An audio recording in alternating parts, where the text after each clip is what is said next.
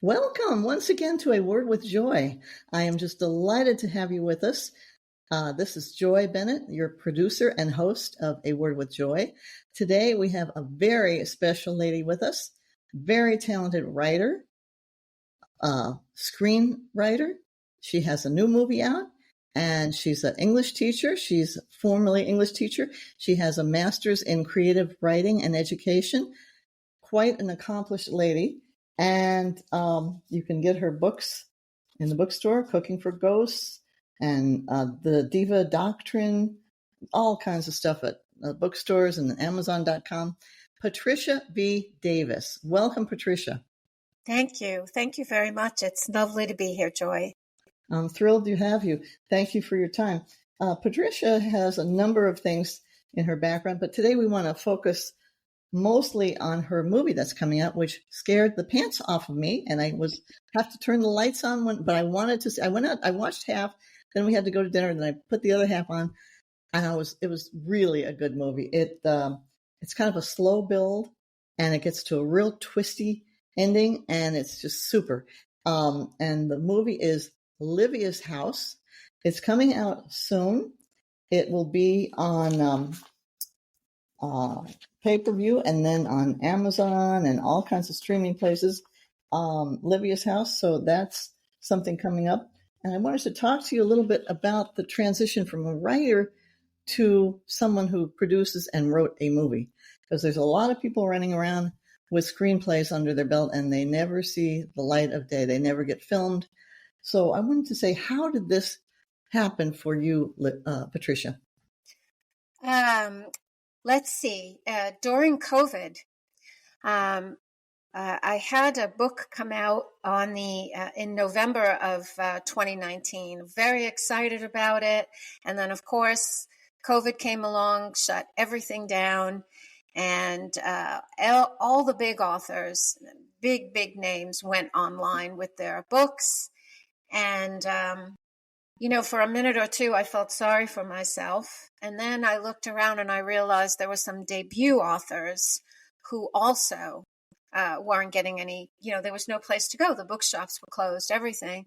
And so I started counting my blessings, because I do have some books out, and that happened to be the third in a trilogy. And I thought, well, you know what? If people like the first two, they'll find the third one. And what can I do in the meantime? Well, it just so happens I had a filmmaker friend who also had a tragedy happen during COVID. His film was shut down at 95% done, and he was devastated. And so I started thinking about this, and I thought, well, what if we do something together? And so I thought, okay, well, what do we have? We've got this house, this really interesting house in this very interesting area, part of the United States. It's very rural up here. A lot of people don't know about the agricultural community and how vitally important it is. Whenever you see it in Hollywood, the tropes are always, the aw shucks farmer type, or, it's a horror movie, Leatherface. And the people who live up here are not at all like that. They're regular people who are working really hard to get food to the entire country and parts of the world as well. Especially through COVID. Yeah. Even more difficult. Yeah, exactly. So I wanted to showcase that. And I also wanted to bring my friend along, the filmmaker, the director of the film. And I kind of coerced him into doing this film with me. And because it was COVID, we were quite lucky.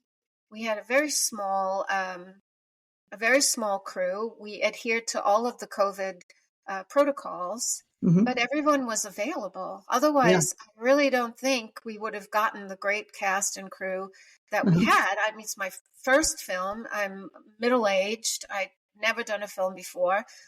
So I just lucked out in terms of people were available and probably pretty desperate for work. Yeah. And so that's a great way to turn adversity into an opportunity. I love that. Yeah, well, that's pretty much what it was, and then magic just started to happen. It really, because there's not much going on. It is a quiet area. There's like 300 people for the most part who live in the area. And it was exciting to them that there was a film that was being produced here. And I was really surprised that mostly my readership raised some money for us. And then the rest of the production value on this film came from gifts from the community. They gave us their tractors, they gave us their cars, they gave us their trucks, their planes. Everything you see was just a gift. Great. Yeah, That's and great. so. And how was the experience, the feeling of seeing your words in the screenplay turned into the film? I assume you've seen the final film by now. Yeah. What was that like? Was it uncomfortable? Was it thrilling? Was it exciting? All three? I think I'm an exception because I know that a lot of authors, especially when your book first goes to audiobook, you'll hear the narrator and go, that's not how I heard it in my head. And it's vitally important to some authors that everything remains exactly the same as they wrote it or they envisioned it. But for me, it's kind of exciting to see how other people interpret it. Uh-huh. And so it was fun to see my words coming out of the actors' mouths and their own twist on how they interpreted the characters. Uh-huh. And some were as if they came from my head to them. Others were completely different. And I just found that so much fun. That is cool. Cool. You kind of have to let control go. I mean, at a certain point. But to relish that is a positive thing too. You also, this was partly based on a true story that happened up in that area. Can you tell us a little bit about that? Yeah, it was inspired by some really horrific killings.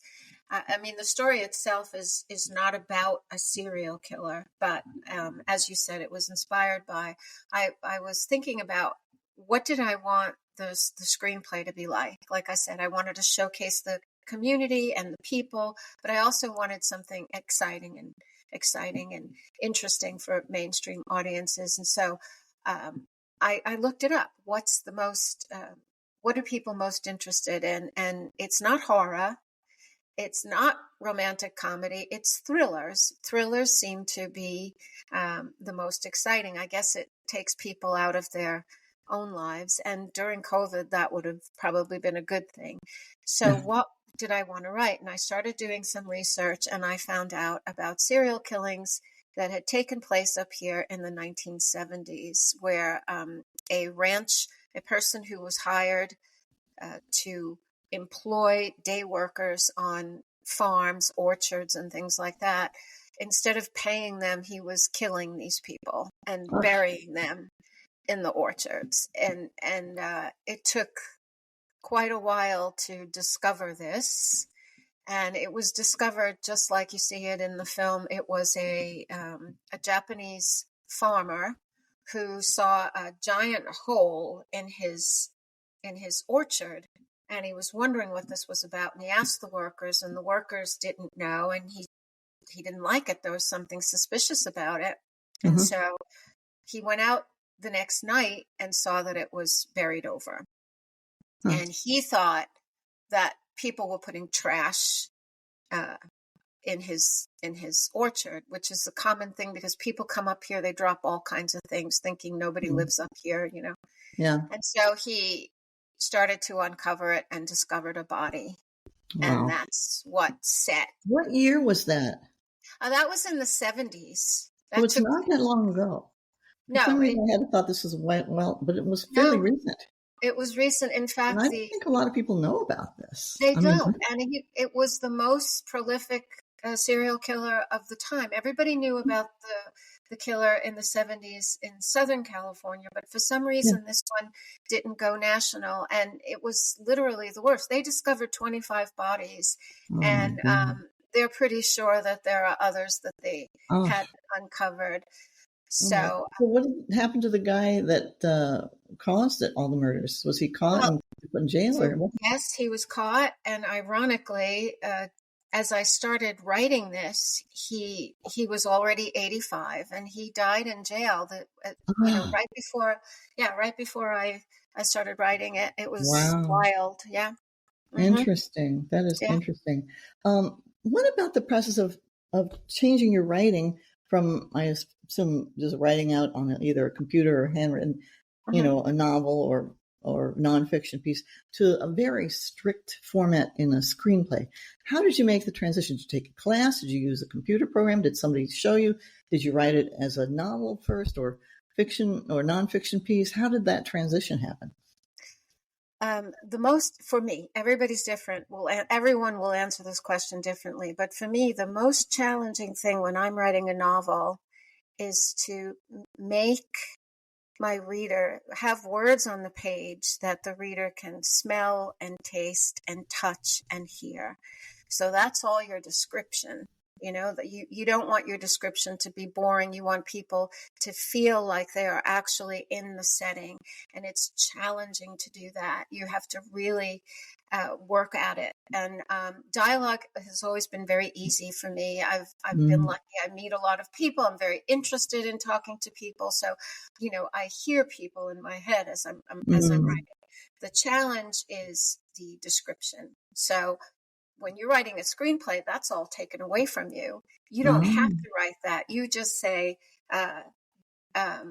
exterior, night, Lyvia's house. And then the rest is up to the director and the cinematographer to decide based on, how your script is and what the mood is of the scene, how they're going to shoot it, what lighting they're going to use. So it's fabulous because now you're just concentrating on your dialogue. So for me, it was actually, But you have to be a fairly accomplished writer to make that transition and make it so well that your movie actually gets produced, made, and we can see it on Amazon Prime soon. I mean, that's quite an accomplishment for your very first screenplay.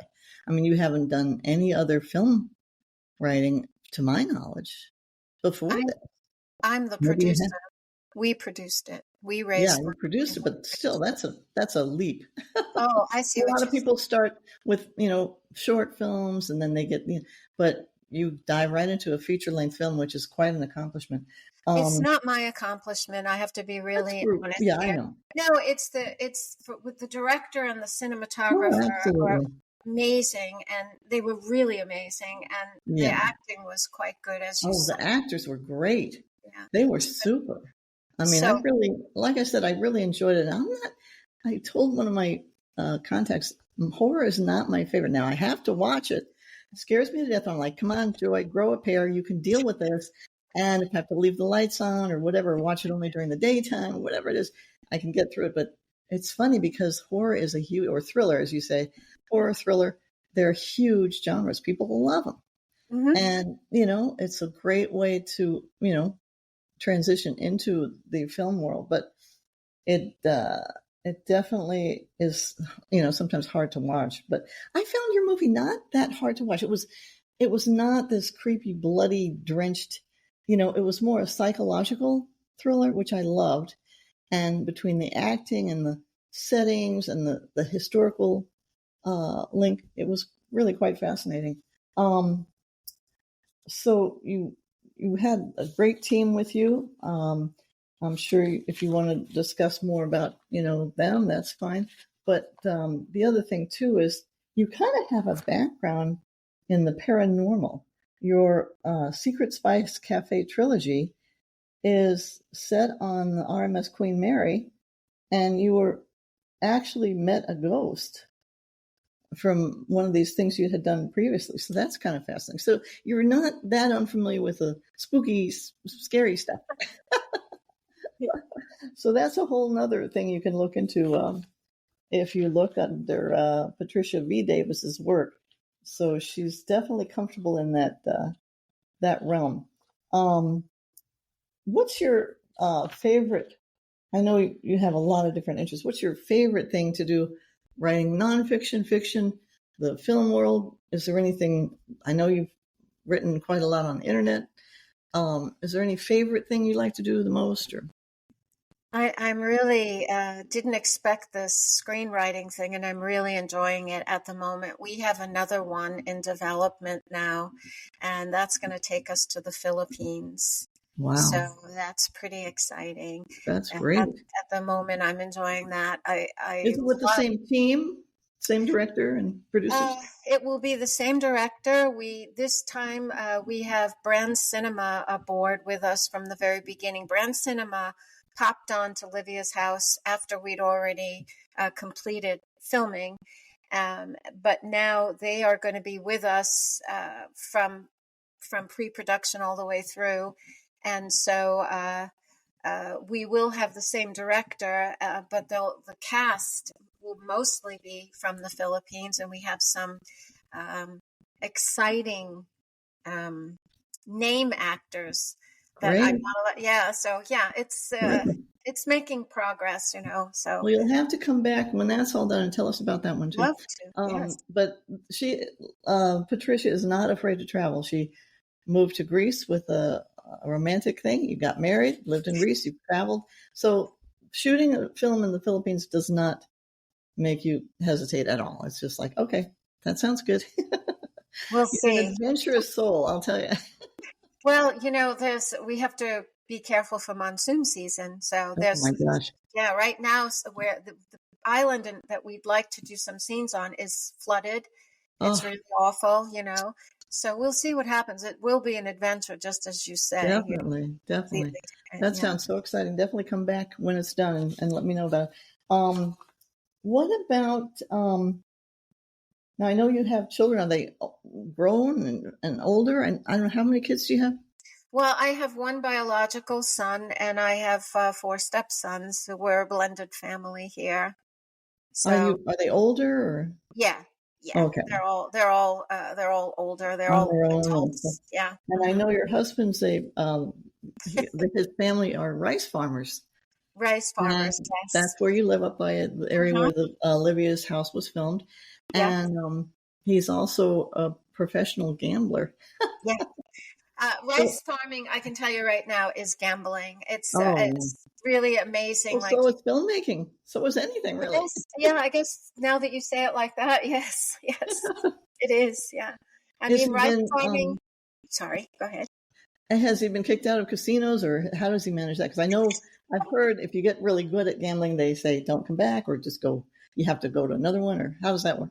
Oh, well, I mean, he was playing a lot of poker in tournaments. Oh, okay. So That's that I don't think they do that. Yeah, it's a little different. If Yeah, you have a good poker face and yeah. can do that, then you can get So, very high levels. That's good.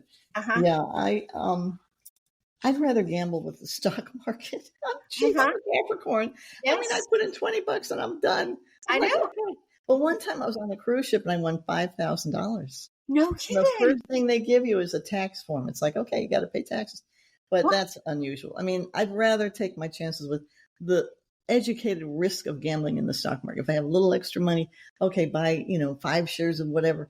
But that's about all the gambling I can handle. I'm not saying I never, $20 here and there, but I mean, it's definitely, I've gotten a buzz from it. And that's like, nope, you got to walk away. Put Yeah. the money down and walk away, or take your chips, turn them in, and go buy yourself a nice blouse or something, Mm-hmm. 'cause it will Exactly. lose, you've got to Runs. really know what you're doing. And poker is one way you can definitely do it. Mhm. Um, let's see. Let me just give the websites here for further information. PatriciaVDavis.com is her main writer's website. That's Patricia, the letter V, Davis, Davis.com. It's a lovely website. I got a lot of information off of that. And then for the film itself, you can go to lyviashouse.com. That's LYVIASHOUSE.com for all the information about the film. It will be out soon. It's coming out, let's see. It's on Vudu, Fandango, At Home, and local cable and satellite providers on October 1st, with additional platforms including Apple TV, iTunes, Amazon Prime, Google Play to follow October 15th, right before Halloween. So that's perfect timing. So you've got to look forward to that. Definitely come back and talk about your new film.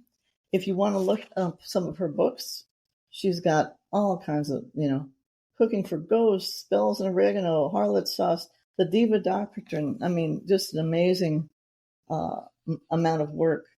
What's your work schedule like? I mean, do you get up at 6 a.m. every day and write for 5 hours, or do you have a set pattern because you're extremely productive?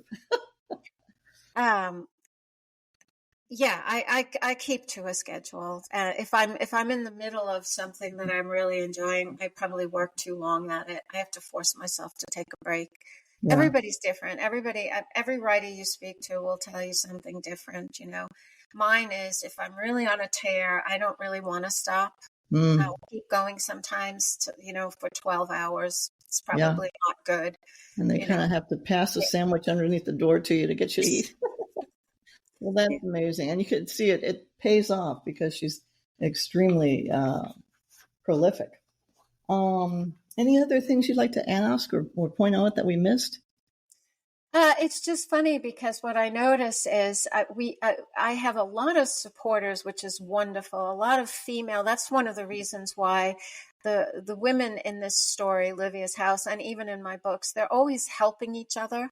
And because I have a lot of female supporters, but it took a long time to realize that's the kind of core people you want around you. And what I do notice, though, and maybe you might identify with this, is that there's always a group of people that really don't like the idea of someone my age, doing.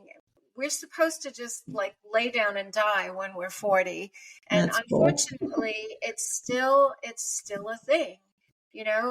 As you're saying that this is really amazing that you did this, there are actually some people that are kind of annoyed about it, like. What is their problem? Suck an egg. Yeah. And it's, but it's a realistic situation. There's a lot of it is envy. I mean, they see somebody coming along that's had a number of books published, a master's in, and now a film. It's like, well, it's envy. I am convinced a lot of it is envy. And instead of cheering each other on and say, hey, how can I get involved or whatever, or, tend to their own gardens. Mm-hmm. That's it. You should. So I think that would be my advice. People are living to like 85, 90 easily, and sometimes more. I mean, I'm not going to take, 2 to 20, I say. I'm 69, so it could be 2, it could be 20. You never know. I just can't. I mean, there are some great shows on Netflix. There's great movies. There's great music. But after a point, I'm like, what are you doing? Literally, I tell myself, what are you doing? 100% agree. 100%. I mean, I do love going out to movies. I love live music. But it's like, I kind of have to slap myself. It's like, is this really what you want to spend your time on? I don't like cooking. There's something about the impermanence of cooking. And I think you're more of a cook than I am. It's something about it that I like. I can warm, my husband calls it airplane food. I warm up like a devil. I mean, I can reheat in a microwave like nobody's business. But as far as sitting down, taking hours, I know it's an art. I know it's a craft. People love it. It's just, there's something about it. You eat it, it's gone. I guess you have the memories, but I want something I can point to in 10 years and say, hey, I did that. 100% agree with you. In fact, I have a 96-year-old acquaintance. She was a war bride during World War II. She came from Wales on the Queen Mary, which is how I met her. And she's just amazing. She's so inspiring to me because she just does things all the time. And it keeps you active. It keeps you alive. So we are on the same page with that. And I want to be clear. I do have lots of female supporters, but I really do think there's that element in our society that when you get to be a certain age, you are, like you said, you're supposed to cook. You're supposed to go play bingo or whatever it is that they think you should be doing. Not to say that's not okay. If that's your thing, for it. I can't sit around in the sun and read. I love trashy novels, but I just can't do it for more than give me an hour or two. I mean, I'm like worried about sunburn. I'm worried about, oh my God, my pets are here. I have 3 pets to take. It's just like I got too much other stuff. But if that floats your boat, go enjoy and be happy. But Exactly. if someone wants to really make a contribution and produce and write and make films, go for it, Patricia. And I'm very proud of you. And it's a joy to meet you. Anything else you want to say and add? Nothing. Just it's Can been you really tell us the pleasure. name of the new film? Does it have a name yet, or you don't? Yes, it's called The Tamawo, Tamawo, and it's a Pinoy folk horror, but it's also it's got its horror bases in colonialism as well. Fascinating. So, yeah. So That sounds something. Okay, yeah. well, check out Lyvia's house and get scared right before Halloween. That'll be great. And there's a lot of scary movies out now. I mean, we saw Beetlejuice 2, the second one just came out. We're going to go see that. So, I can't wait to see that. People love to get scared. They just love it. And I love when humor is combined with horror or twist or thrillers. That's good. I can do that. But if it's straight up scary, I mean, the first time I saw Alien, I was really shook. It was some years ago. Now, this alien didn't bother me. The Romulus didn't bother me much. Like, okay, catch up. It's all fake. But that first one, I was like hearing, trying to get to sleep and hearing noises. I'm like, which is nuts. I mean, I'm not out in the middle of space. Anyway, we got to wrap up, Patricia. I could talk to you all day. It's been an absolute delight to meet you. Look again for lyviashouse.com for the website. The film is coming out soon, and I am so grateful to have you here, and I wish you all the best with all your many endeavors. Much, much, much good fortune. And thank you again for being here. Thank you for having me, Joy. It's been a delight to meet you as well. Thank you. Okay, great. For more information about the podcast here, A Word with Joy, you can go to the website, awordwithjoy.com. We are now on Apple Podcasts, YouTube, Spotify, Podbean, iHeartRadio. So we're getting more and more listeners and downloads, and which is very gratifying. More guests are interested in being on the show, so I have to produce more content.